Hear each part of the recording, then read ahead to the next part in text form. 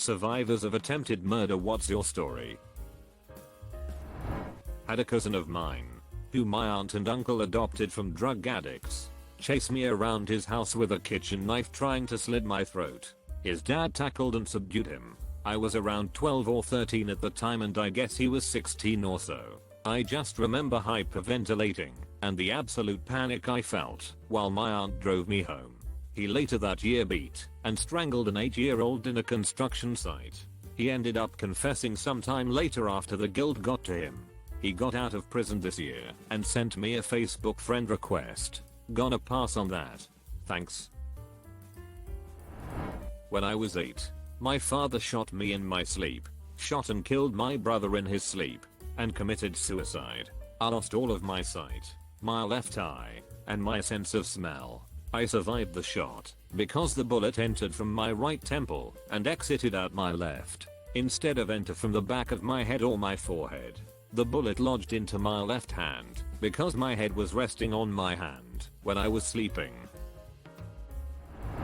I lived in this duplex years ago with one of my coworkers. Our place of employment hired this new guy who clearly had some issues, but seemed like he was really trying. The new guy, Sean, had been in and out of rehab and halfway houses for drug charges. But he was living in his brother's garage and picking up as many shifts at work as he could to try and earn enough money to get his own place. Winter came around, and Sean was living in this unheated, uninsulated garage. My co-worker rumored talked about it and decided to invite him to stay on our couch under the condition that he stay clean and he keep saving for a new place. Sean gratefully accepted, moved in, and things went well for several months. But then Sean started slipping, missing shifts at work, disappearing for days on end, all while becoming much more aggressive.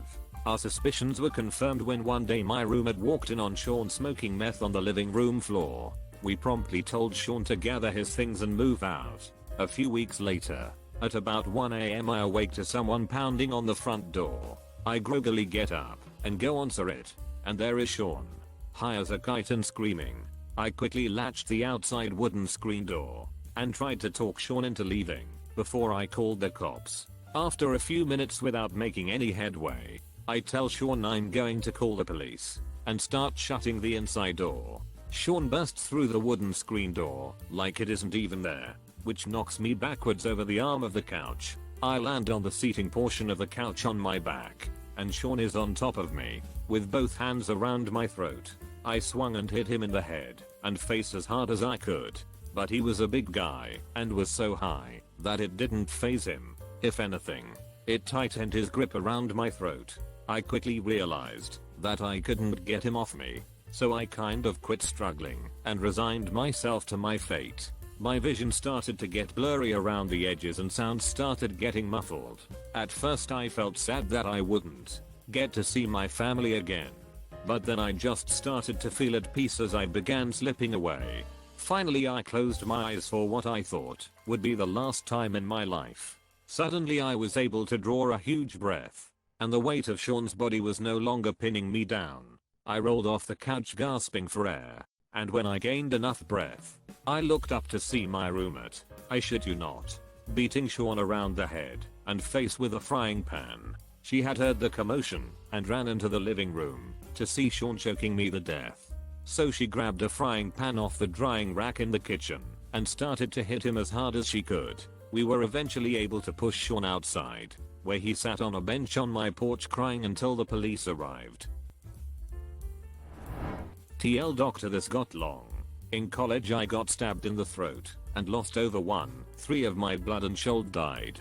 I survived and struggled with it and PTSD for a long time. Now I'm all good and the experience helped to improve my outlook on life in general and appreciating being alive and making the most of it. My first semester freshman year of college I had been out at tailgating before a football game and partying all day. I came back to the dorm rooms to find a group of friends celebrating one of their birthdays around 2 AM by eating mushrooms and smoking weed. We were hanging out in the room and there was a loud knock on the door and everyone was freaking out. I was the most sober and not doing any drugs, so I went to check the door and it was another guy who lived on our hall. I asked what was going on and he and a couple people came in the room and began accusing people of stealing his weed. At this point everyone in the room is freaking out because mushrooms. So I got the people who had just showed up to go out into the hall and talk to me about what was going on. A couple of them left and just the original guy stayed and talked to me, and he was very angry about approximate 30 worth of weed missing from his room. He got in my face and I pushed him against the wall and told him this was done.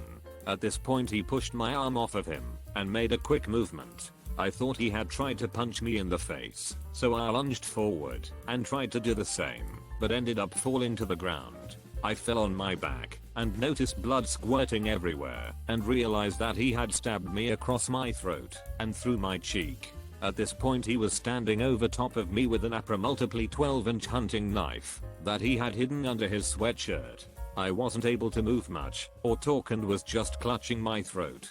He ended up running off and I was able to slide over and kick the door of one of the nearby dorm rooms. Someone came out and screamed and was able to get others to come out and help.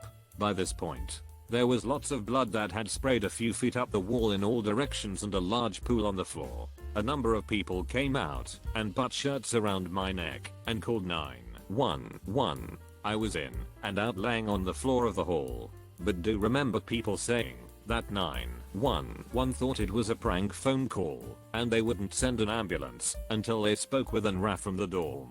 Next thing I know, the RA from our hall who supplied everyone with alcohol as a side business stumbled out of his room drunk and told us to quiet down and go back to sleep, oblivious to what was going on. Eventually people got a hold of another RA and 911 said an ambulance was on the way. Judging by the looks of everyone around me, I 100% thought that that was it for me, and I tried to tell some of the people gathered around what I wanted them to tell my dad, my mom, both of my brothers and my sister, and I began to make peace with what was happening. The ambulance got there, and I was laying in the back, and remember having a similar conversation with one of the EMTs. The first thing they said to each other was to get the defibrillator ready, because I was losing it. One then said to me to stay awake, and that they knew I didn't want to have my parents and family bury me. Something kicked in right then that I will never forget, and I made damn sure to keep my eyes open, and went from making peace with it to making sure that didn't happen.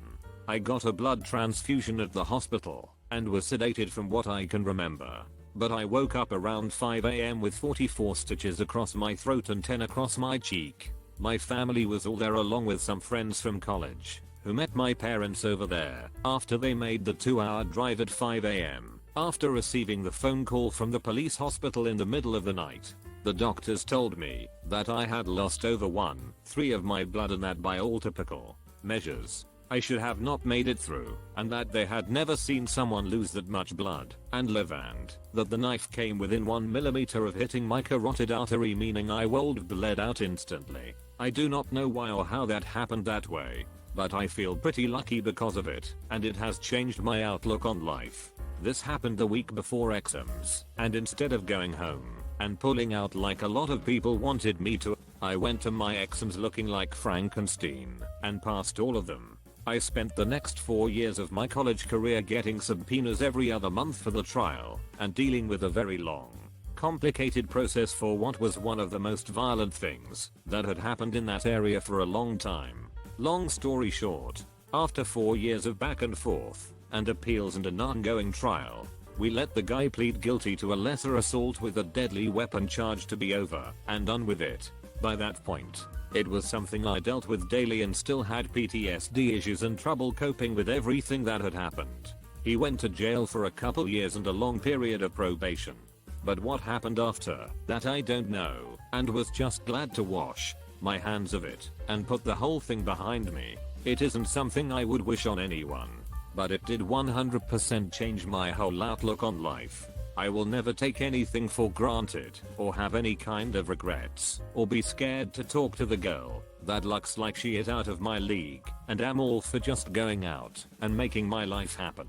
I graduated college on time with a double major in management and marketing, sold all my stuff a year later, and got on a flight by myself to Italy with nothing but a suitcase, and got certified to teach English. then moved to Spain for nearly 2 years, where I taught English and traveled all over Europe and Africa and met some of the coolest people and some of the best experiences. Once I moved back, I found a job at a marketing agency where I came in entry level and I'm now worked my way up in the company after 2 years. I don't say any of this to brag at all, but just to illustrate that the whole experience was awful, but I went from being a person who would have been happy just to coast by and do what was expected to someone who just values and views life differently now. As a result, I'm now 28 and it is something that will always be there.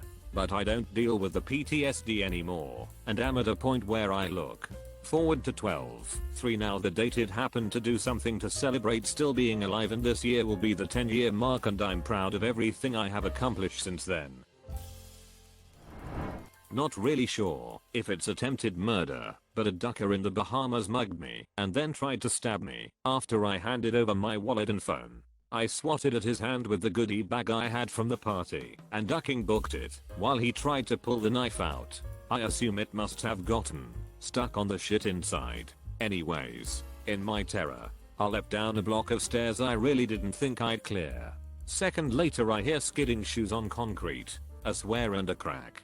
I look over my shoulder and the ducker sprawled on the ground, probably unconscious. I give this cackling laugh and keep ducking running until I get somewhere that's got a phone and call the police. They show up like half an hour later, go find the guy who's still unconscious with a little pool of blood around his head and basically just piss themselves laughing at this guy's incompetence. I kinda joined in, but holy shit, that could have been me with extra knife in my back.